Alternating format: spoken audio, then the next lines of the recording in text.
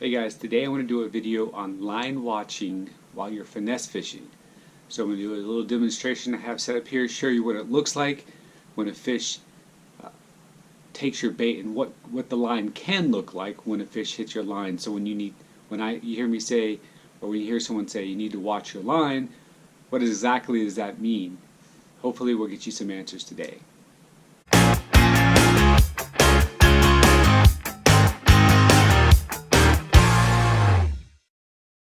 Alright guys, for this demonstration, I was going to use fishing line, but it was really hard to see, so I'm going to use this bigger rope to just give you an example.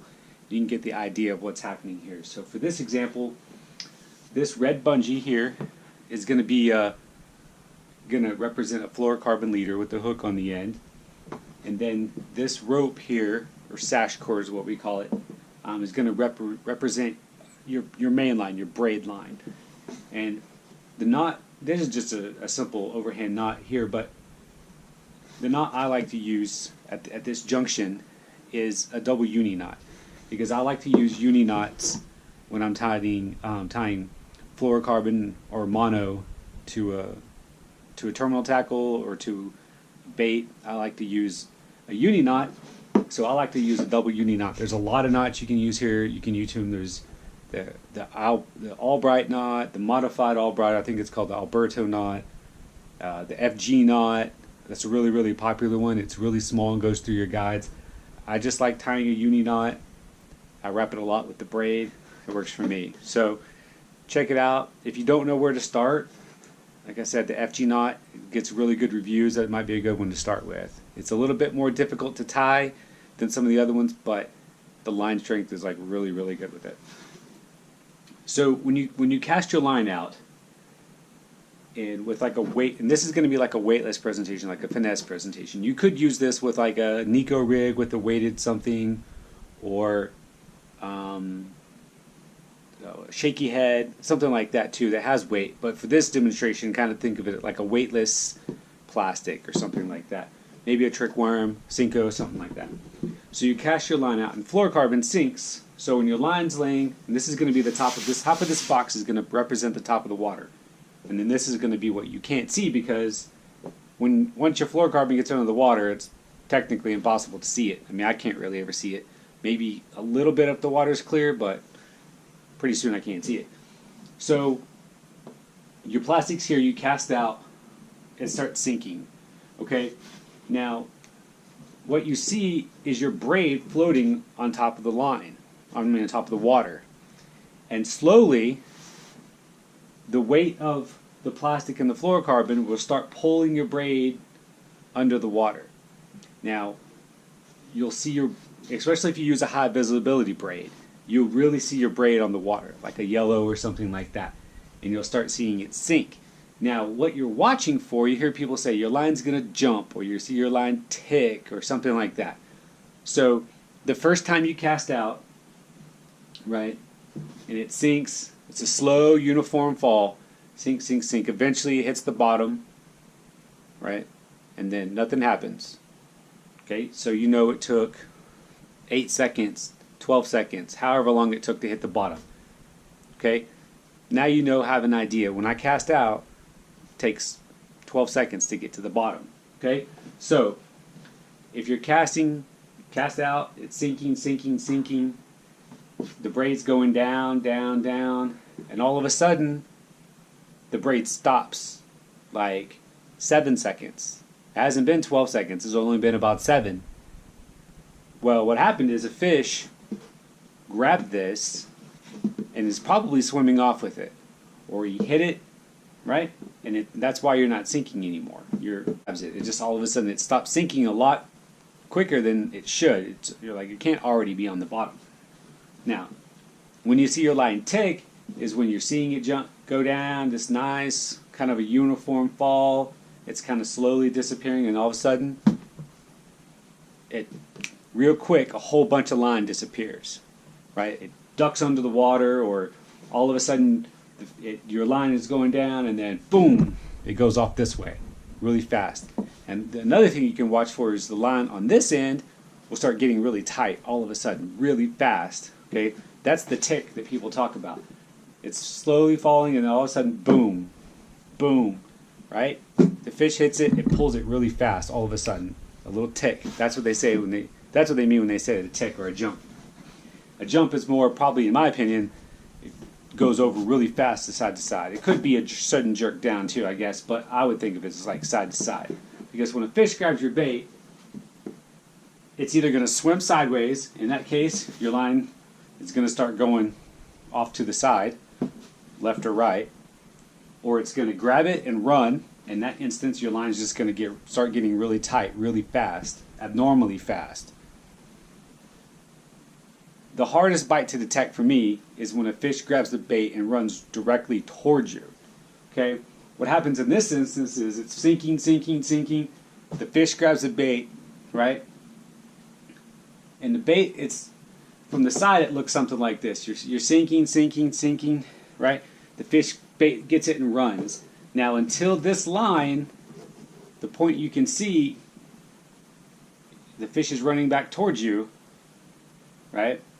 Until it gets to this point, you may not see anything different with your line, right? And then, once it gets tight, then you're going to see your line that's right here start doing something. Okay, it may change its trajectory just a little bit, but maybe not enough to make you notice, right? Another thing that can happen is your line will be going, you have semi slack line, and all of a sudden, man, it sinks up. You get so much slack in your line. That's a good indication that a fish hit it and ran straight at you. He didn't run down or didn't run up. He ran straight at you. Just slack, all of a sudden, a lot of slack in your line. In that instance, what you need to do is reel down, get all this slack out, and then set the hook. Because that fish is going to be running towards you. Okay? So those are the different things that can happen to the fish when he bites your bait. He can run left, run right. He can run at you, or he'll grab it and turn. Now, and that's a question I had when I first started watching my line is, what do I watch?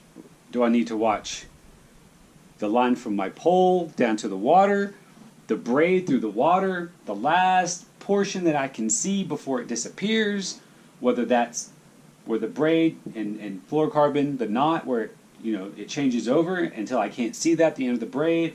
What happens when my braid gets too far down and I can't see the end of it? So what do I watch?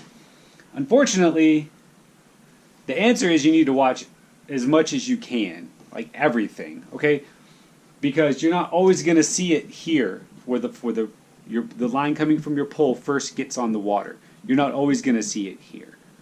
If you're using a high visibility braid, which I strongly recommend, if you're casting, okay, if you're casting out to points, or not necessarily a point, but if you're casting out at a target and you're finesse fishing, then I strongly recommend you use this, especially at first, because it's going to teach you how. It's going to learn you how.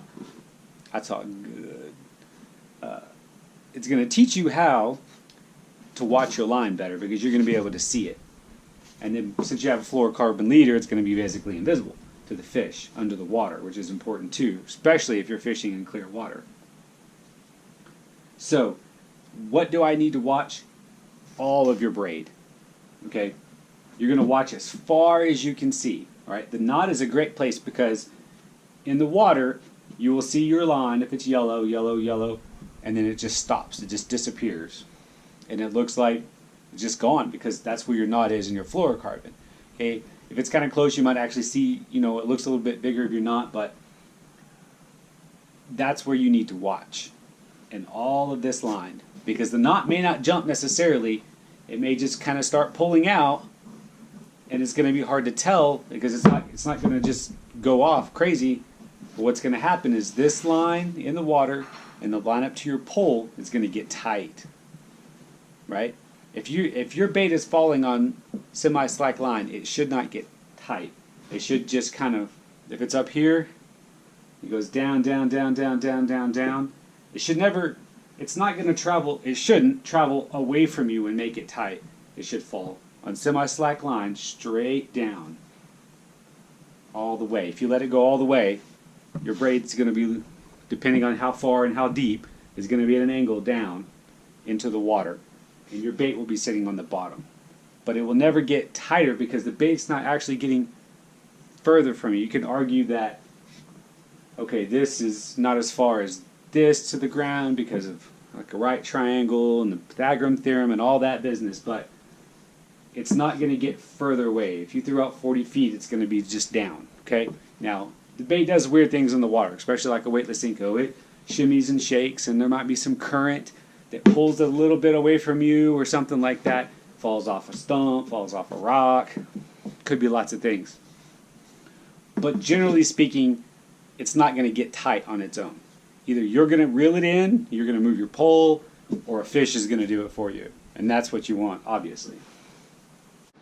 One last thing real quick I want to go over is, again, if you're fishing in an area and you know there's rocks or stumps, that the slack rule, when I mentioned slack about a fish running towards you and your line going slack, or it's stopping prematurely, like if it was 12 seconds, 12 seconds, 12 seconds, all of a sudden it's 8 seconds, and you think, oh, a fish has it, and your line goes slack.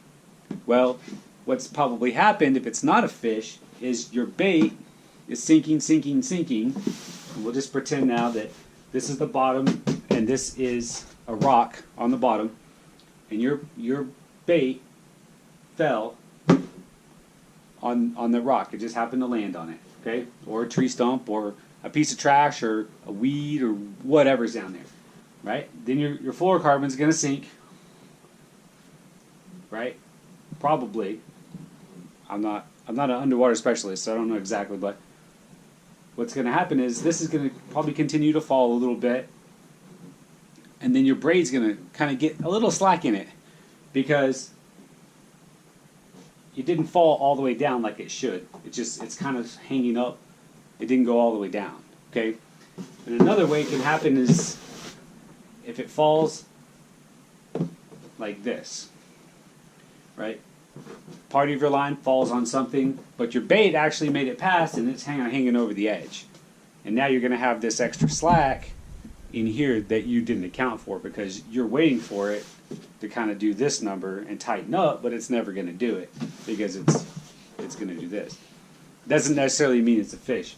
If it does this slack thing, unless I know there's a stump or a rock or something out there that keeps causing it to do this, I'm setting the hook because I don't want to miss a fish. I'd rather pull it, oh, I got hung up, break my leader, retie my knot, than miss a fish, okay?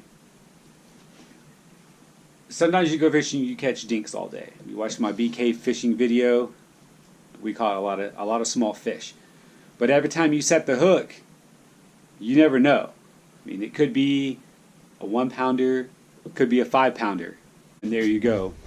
There went your PB because you didn't set the hook. Don't be a non-hook setter. Alright, so when I use a setup like this, like a braid to fluorocarbon leader, it's usually on my spinning reel.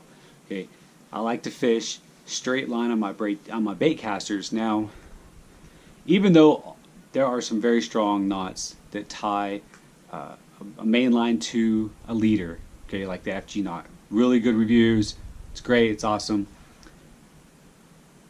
And anytime you tie a knot, it's another point of weakness in your line, potentially, of course. So now anytime you use a leader, you have 2 knots instead of 1. Okay, so personally I try to not use it if I don't have to. I just like to have 1 line, straight braid, straight fluorocarbon, straight mono, whatever it is on that particular reel. Except on my spinning reel, I use this setup if it's like clear water and I want to watch my line a lot. It really, really works well. For this application, I like Power Pro 20-pound braid. Now this isn't the super slick. Okay, this is like regular Power Pro. And this is a high-vis yellow line here. You can see this. It's got a black rubber band around it, but high-vis yellow line, 20-pound. And the reason I like 20-pound is because it sinks a little better than the 30-pound. On a bait caster, I never use less than 30 because it digs in. If you get stuck or you're fighting a fish, it can dig in, and I just don't. I'm not. That's not cool, man. But the 20 on a spinning reel is not too bad. It gives you an opportunity for the line to sink, so the bait will actually sink instead of all the braid holding it up. I think it sinks a little bit better.